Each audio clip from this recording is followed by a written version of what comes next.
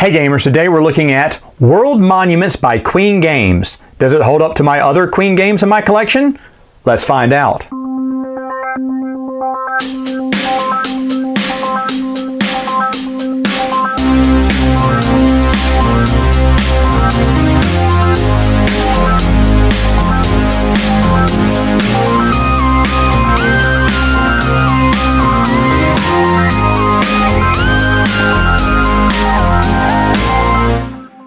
Okay, setup for this game is very easy. First off, you're going to pick one of these 4-player boards here. This is San Pietro. You can play and try to build Notre Dame.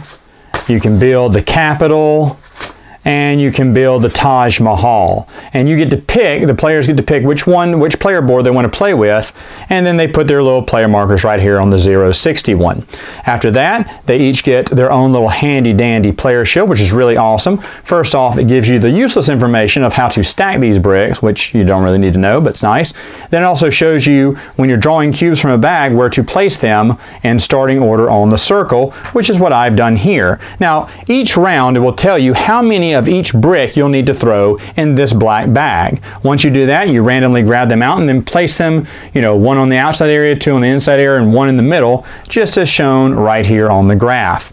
Now, after that, starting with the first player, they're going to take this little player marker and they're going to play anywhere on the outer round, wherever they want to play. So let's say first player plays here.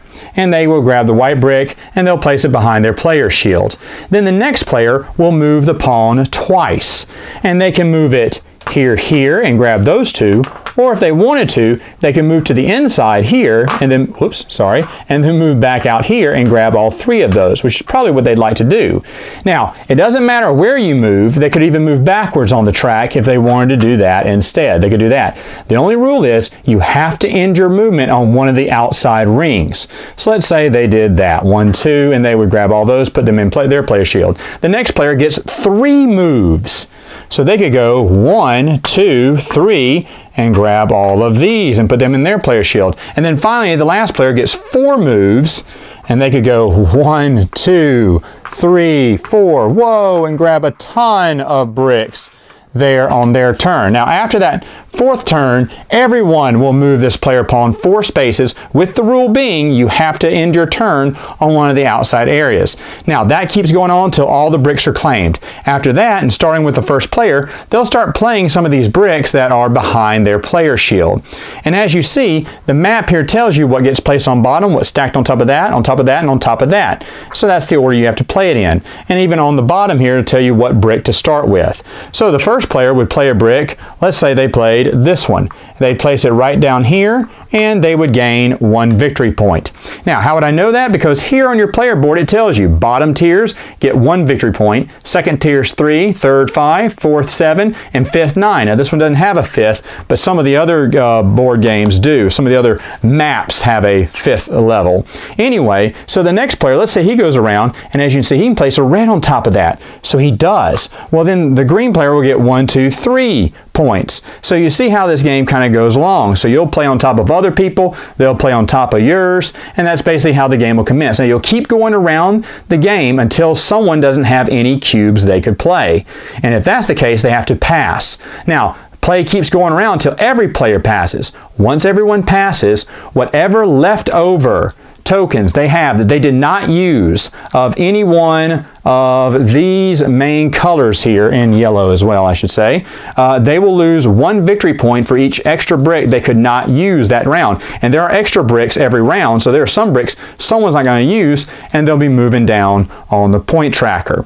Now, as for black, whoever had the black token, there's only 1 for every round. Whoever gets this, they get to be first player for the next round, and they automatically get 2 victory points. So blue would maybe go up 2 if they got that. Now, any blues they have behind their player shield will count for 3 points at the end of the game.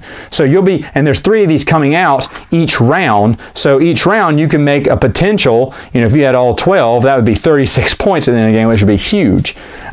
So anyway, those are things you'd keep behind your player shield because players may not know, or they may not remember how many blues you indicated. Now, what you're going to do is after you place all those out there, You're going to fill the bag with some for the second round, spread them out, do the whole thing again with this player board, place them out here, do it again for a third round. At the end of the third round, whether it's complete or not, that will be your final score. When everyone passes, you'll subtract any leftover tokens they could not use, and then, of course, you'll add this player token, a +2 there, and then any blue they have, you'll add that to the score, and whoever has the most points wins. Final thoughts, what do I think about the game? Well, that's it. It's a very light game. This could be a light game for your gaming group, which I think is fun. There is strategy in there. When you place it, how you move across the board. Do you want to get a lot of bricks to make sure that you're the one left standing playing as many bricks as you can? Or when do you play certain bricks? First player isn't always the best to be in this, even though you get to choose first.